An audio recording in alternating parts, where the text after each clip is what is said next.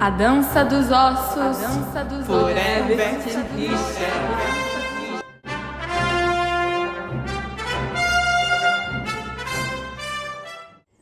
A noite, límpida e calma, tinha sucedido a uma tarde de pavorosa tormenta nas profundas e vastas florestas que bordam as margens do Parnaíba, nos limites entre as províncias de Minas e de Goiás. Eu viajava por esses lugares e acabava de chegar ao porto ou recebedoria, que há entre duas províncias. Antes de entrar na mata, a tempestade tinha me surpreendido nas vastas e risonhas campinas que se estendem até a pequena cidade de Catalão, de onde eu havia partido. Seriam 9 a 10 horas da noite.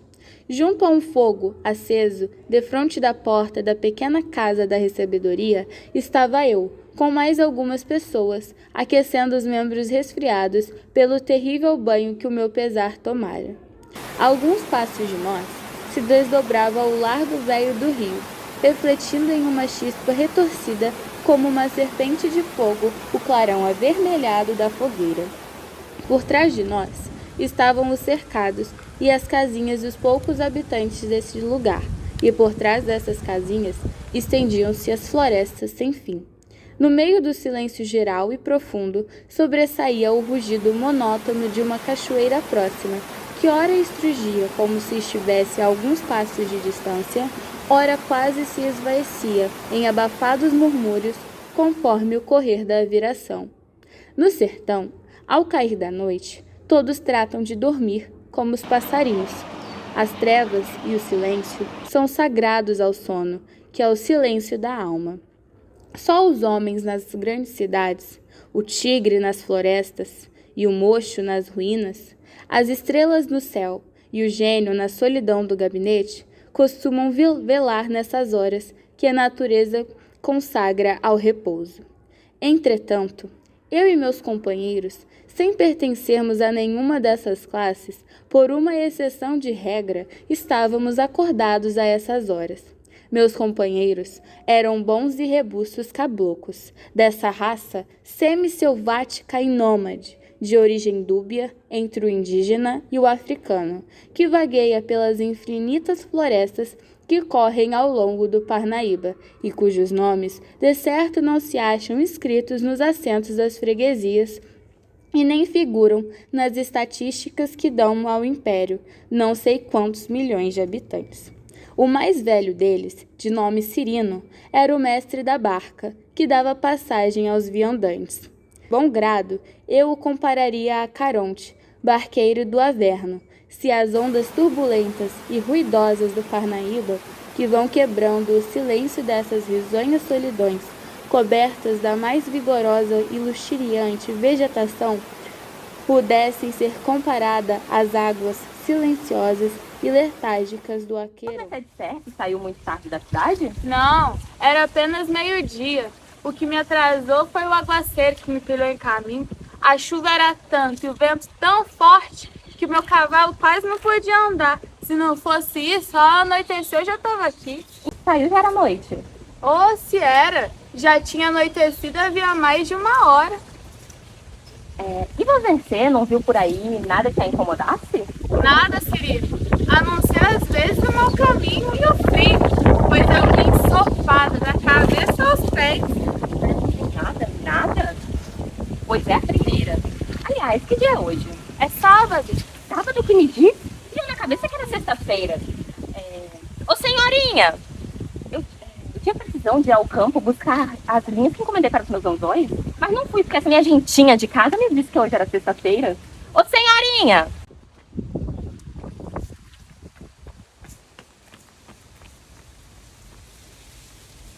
Então, senhorinha, como é que tu vai me dizer que hoje era sexta-feira? A cachorrinha, espera que amanhã tu me pagas. Então, que dia é? Eu não sei, rapaz. É o que sua mãe sabe ensinar-te. É a mentir. Deixa que outra vez vocês não me enganam mais. Vai-te embora dormir, velha. Veja o que são artes de mulheres. A minha velha é muito ciumenta. Inventa todos os modos para não me deixar um passo fora daqui. E agora, não tem uma linha com anzol. A última, lá se foi na boca de um dourado. feira de matar um peixe pra essa gente almoçar amanhã. Nada, Cirino. Deixa disso. Mas eu queria... Por que queria saber tanto de fogo? Que tanto de frutada seja era sexta ou sábado? Moça, eu atravessar essas matas em dia de sexta-feira é mais fácil eu descer por esse rio abaixo, numa canoa sem remo. Não era à toa que eu estava lhe perguntando que dia era hoje. Mas que diabo tem nesse caminho que eu não vi nada?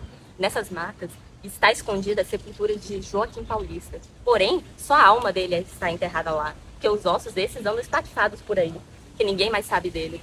Ora, vale-te Deus, Cirino. Não te posso entender. Até aqui, eu acreditava que quando se morre, o corpo vai para a sepultura e a alma vai para o céu, de acordo com suas boas ou más ações. Mas agora, pela primeira vez, eu vejo que os papéis se trocam, a alma fica enterrada e o corpo vai passear.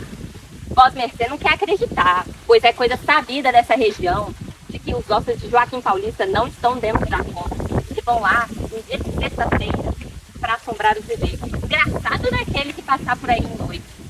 O que acontece? Aconteceu que já me aconteceu, como vou lhe contar.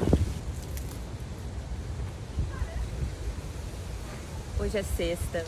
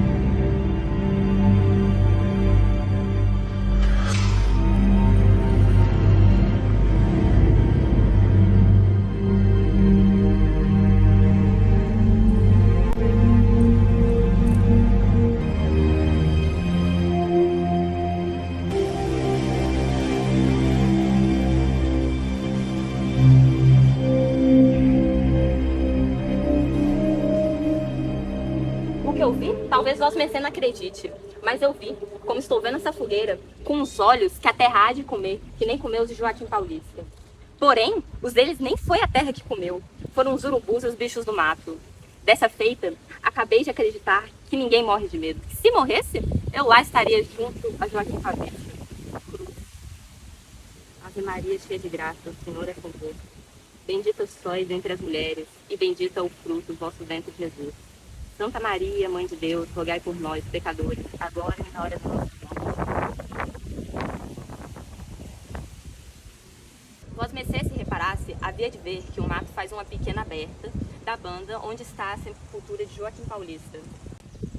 Meu cabelo, como Vós Mercê está vendo, ficou em pé como espetos. Oh, se eu pudesse fugir naquela hora, eu fugia, nem tivesse de entrar pela goela dentro de uma sucuri. Mas ainda não contei tudo. O maldito do esqueleto do inferno, Deus me perdoe, não tendo nem mais um ossinho com quem dançar, assentou-se de divertir-se comigo, que ali estava, sem um pingo de sangue e mais morto do que vivo. Quando dei a conta de tudo, foi no outro dia, na minha cama. Quando a minha mulher foi abrir a porta, me encontrou no terreiro estendido no chão, desacordado. Acordei com o corpo todo moído e a cabeça pesando mais do que chumbo. E com um maldito estalar de ossos nos meus ouvidos, que me perseguiu por mais de um mês. Mandei dizer 2 missas pela alma de Joaquim Paulista e jurei que nunca mais botaria os meus pés fora de casa no dia de sexta-feira.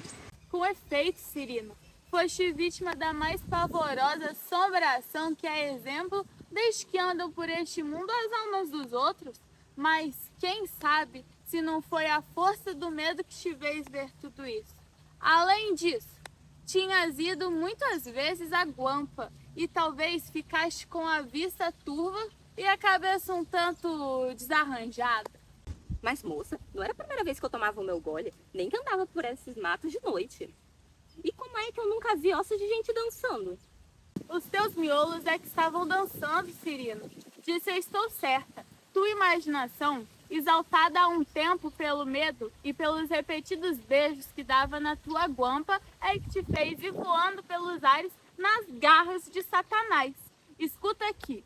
Vou te explicar como tudo isso te aconteceu muito naturalmente. Como tu mesmo disseste, entraste na mata com bastante medo e, portanto, disposto a transformar em coisas do outro mundo tudo quanto confusamente via no meio de uma floresta frouxamente alumiada por um luar escasso. Acontece ainda que, para teu mal, que no momento mais crítico, quando ias passando pela sepultura, prendeste o seu pé. Faço ideia de como ficaria a pobre alma e até me admiro que não vias coisas piores. Mas então que diabos eram aqueles ossos a dançarem tão certo? E aquele esqueleto branco que subiu em mim e me lançou pelos ares? Eu te digo, os ossinhos que dançavam não eram nada mais do que os raios da lua, que vinham peneirados por entre os ramos dos arvoredos, balançados pela vibração, a brincar e dançar na areia branca do caminho. Os estalos que ouvia eram sem dúvidas de alguns porcos do mato ou qualquer outro bicho que estavam ali por perto, a quebrar nos dentes cocos de baguaçu, o que, como bem sabes, faz uma estralada dos diabos. E a caveira, moça? De certo, era alguma cabaça velha que um rato do campo vinha rolando por aí. Não era preciso tanto. Uma grande folha seca, uma pedra, um toco, tudo te podia parecer uma caveira naquela ocasião. Tudo isso te fez andar a roda, cabeça azoiada, e o mais tudo que viste foi obra da tua imaginação e de teus sentimentos perturbados. Depois, qualquer coisa, talvez um marimbondo que te picou. Marimbondo de noite? Ora, moça. Moça, restos de luar não tem parecência nenhuma com osso de defunto. E bicho do mato, de noite, está dormindo e não anda roendo coco. E pode vós mercê ficar certa de que quando eu tomo meu gole, aí é que minha vista fica mais afiada e meus ouvidos mais atentos. É verdade.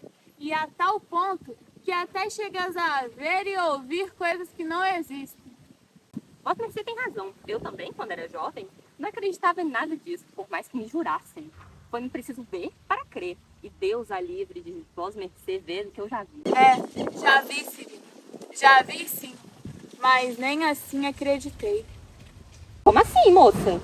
É que nesses casos, eu não acredito nem nos meus próprios olhos, senão depois de estar bem convencida, por todos os modos, de que eles não me enganam. Eu te conto um caso que me aconteceu. Eu ia viajando sozinha, por onde não importa.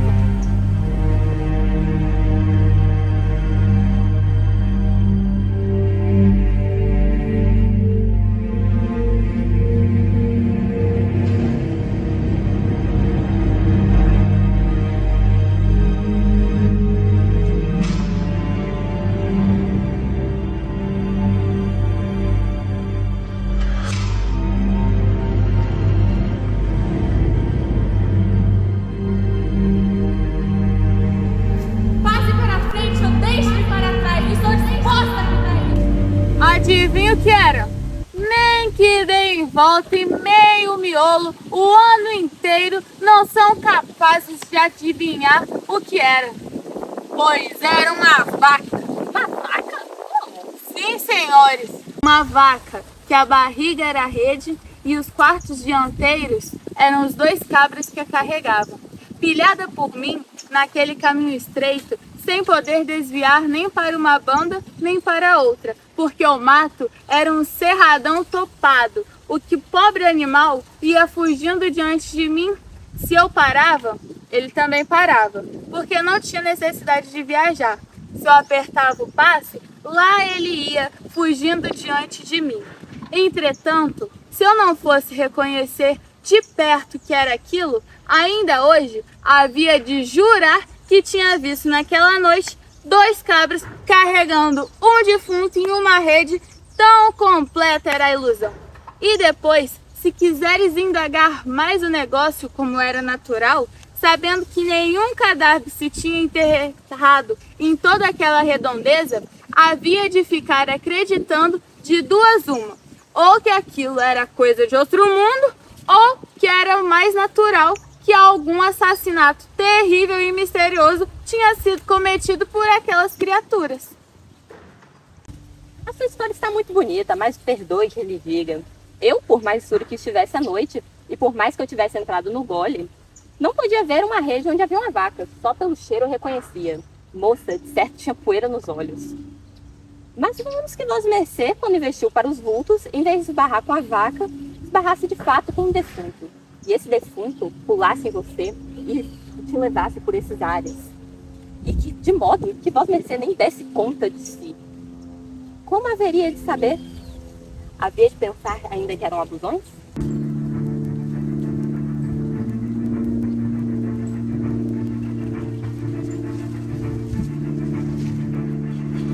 O que dizes era impossível. Impossível? E como é que me aconteceu? Se não fosse tão tarde para a senhorita crer, eu lhe contava por que motivo a sepultura de Joaquim Paulista ficou sendo assim mal assombrada. Mas a moça viajou, há de estar cansada e com sono. Qual sono? Conta-me, vamos logo com isso.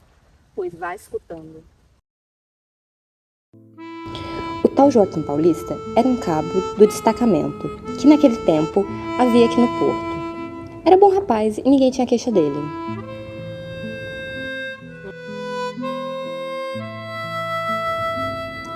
Havia aqui também, por este tempo, uma rapariga, por nome Carolina, que era o desassossego de toda a rapaziada.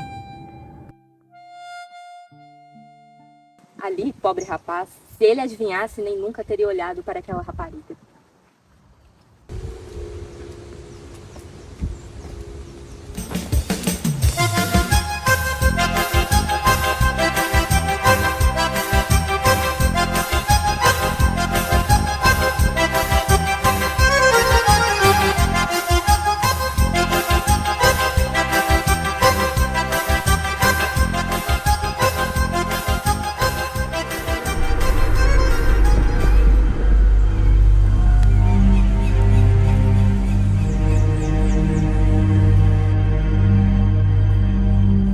Eu vou matar você!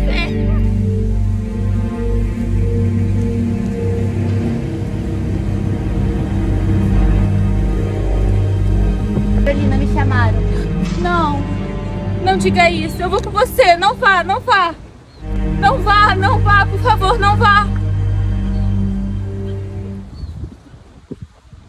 Nas vésperas da partida, os dois convidaram ao Joaquim para irem ao mato caçar. O qual Joaquim, que não maliciava nada, aceitou o convite. E no outro dia de manhã, saíram os três a caçar pelo mato. Só voltaram no outro dia de manhã, mas dois somente. Joaquim Paulista, esse, tinha ficado Deus sabe aonde. Cascavel mordeu ele em duas partes. O pobre rapaz morreu em poucas horas, no meio do mato. Como era muito longe, não podíamos carregá-lo. Tememos que não encontraríamos ele nunca mais. E para que os bichos não comessem, enterramos ele por lá mesmo. Mentira tudo. O caso foi este, depois como se soube.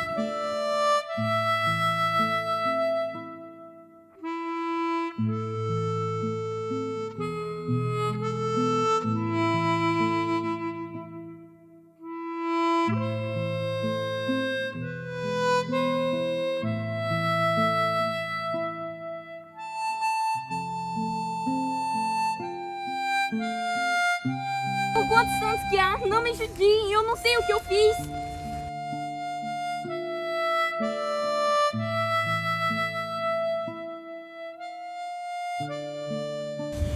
Se for por causa de Carolina, eu juro nunca mais vê-la. Vou pra Goiás e nem me dá.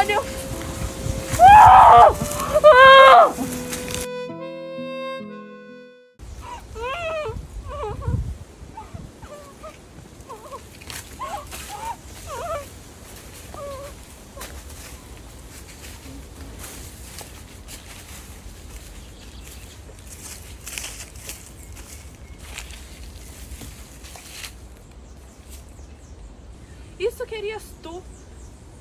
Para nós irmos para a forca? Nada! Essas duas meninas é que hão de carregar com a culpa de tua morte. Para isso é que fui buscá-las. Nós não somos carrascos.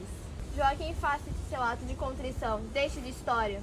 Não tenhas medo, rapaz. Essas meninas são muito boazinhas. Olha como elas estão me abraçando. Faze de conta que são os dois braços de Carolina que vão te apertar em gostoso abraço.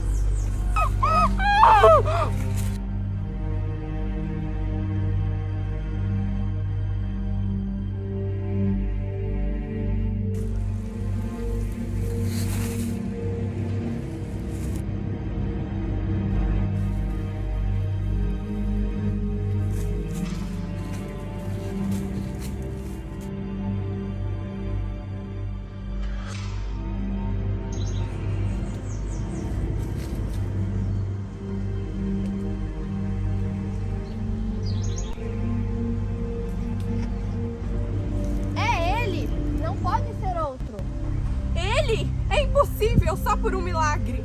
Pois eu juro, em como não é outro. E nesse caso, toca dar cabo nele já. Que dúvida!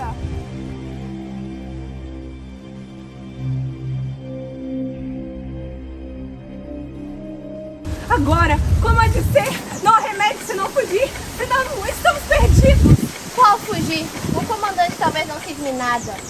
E caso que haja alguma coisa, essa cadeiazinha dessa terra não é nada para mim. Portanto, vá tu escondido lá embaixo no porto e traz uma enxada. Enterraremos o corpo aqui.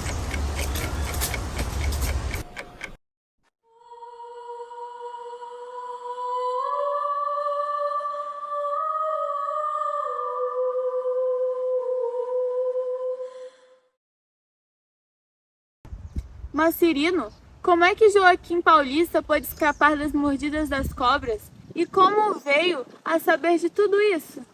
Já lhe conto.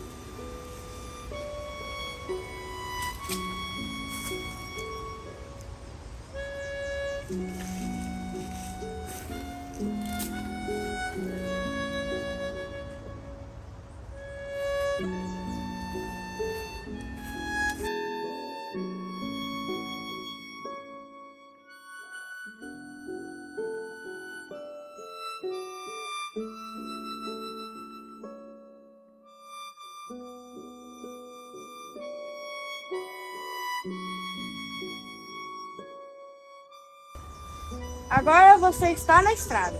Pode ir sozinho com o seu vagar e daqui a nada você está em casa. Amanhã, querendo Deus, lá vou vê-lo outra vez. Adeus, camarada. Nossa Senhora os acompanhe.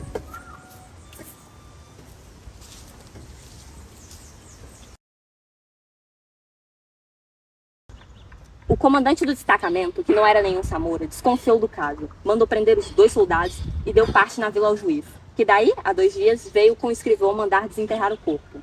Vamos agora saber onde é que ele estava enterrado. Os 2 soldados, que eram os únicos que podiam saber, andavam guiando a gente para uns rumos muito diferentes. E como nada se achava, fingiam que tinham perdido o lugar. Bateu-se no mato um dia inteiro, sem se achar nada. Afinal de contas, os urubus que vieram mostrar onde é que estava a sepultura. Os 2 soldados tinham enterrado e com muito mau cheiro. Os que foram enterrar de novo, aflitos por se verem livres daquele fedor, mal apenas jogaram às pressas alguns punhados de terra na cova e deixaram o corpo ainda mais mal enterrado do que estava. Uma alma caridosa, que um dia encontrou um braço do defunto no meio da estrada, levou-a para a sepultura, encheu a cova de terra e socou bem, e fincou aí uma cruz. Foi tempo perdido. No outro dia, a cova já estava aberta, tal qual como estava antes. Ainda outras pessoas depois teimavam em ajuntar os ossos e enterrá-los bem. Mas, no outro dia, a cova já estava aberta, assim como até hoje está. Diz o povo que enquanto não se ajuntar na sepultura até o último ossinho do corpo de Joaquim Paulista, essa cova não se fecha. Se é assim, já se sabe que tem de ficar aberta para sempre. Quem há de achar todos esses ossos que, levados pela enxurrada, lá se foram, rondando talvez por esse rio Parnaíba, abaixo? Outros dizem que enquanto os matadores de Joaquim Paulista estiverem vivos nesse mundo, a sua sepultura havia de andar sempre aberta. Nunca seus ossos teriam sossego e haviam de andar sempre assombrando os viventes cá neste mundo. Mas esses 2 malvados já há muito tempo se foram dar contas ao diabo do que andavam fazendo por esse mundo. E a coisa continua na mesma. O antigo camarada de Carolina, esse morreu no caminho de Goiás. A escolta que o levava para cumprir sentença de Gales por toda a vida, com medo que ele fugisse, assentou de acabar com ele. Depois, contaram uma história de resistência e não fizeram nada. O outro, que era currado de cobra, tinha fugido. Mas como ganhava a vida brincando com cobras e matava gente com elas, veio também a morrer na boca de uma delas. Um dia, em que estava brincando com uma grande urubu preta, à vista de muita gente que estava a olhar de queixo caído, a bicha perdeu-lhe o respeito. E em tal parte, em tão mal hora, lhe deu um bote que o maldito caiu logo estribuchando e em poucos instantes deu a alma ao diabo. Deus me perdoe, mas aquela fera não podia ir para o céu. O povo não quis por maneira nenhuma que ele fosse enterrado no sagrado e mandou atirar o corpo no campo para os urubus. Enfim, eu fui à vila pedir ao vigário velho, que era o defunto Padre Carmelo, para vir bem dizer a sepultura de Joaquim Paulista e tirar dela essa assombração que aterra todo esse povo. Mas o vigário disse que isso não valia de nada, que enquanto não se dissessem pela alma ao defunto tantas missas quanto os ossos que ele tinha no corpo, contando dedos, unhas, dentes e tudo, nem os ossos teriam sossego, nem a assombração nunca acabaria. Mas se o povo quisesse e aprontassem as esmolas, que ele dizia as missas e tudo ficaria acabado. Agora, quem há de contar quantos ossos a gente tem no corpo? E quando é que esses moradores, que são tão pobres como eu, hão de aprontar dinheiro para dizer tanta missa? Portanto, já se vê, moça, que o que lhe contei não é nenhum abusão. É coisa certa e sabida em toda essa redondeza. Todo esse povo aí está que não há de deixar ficar mentiroso.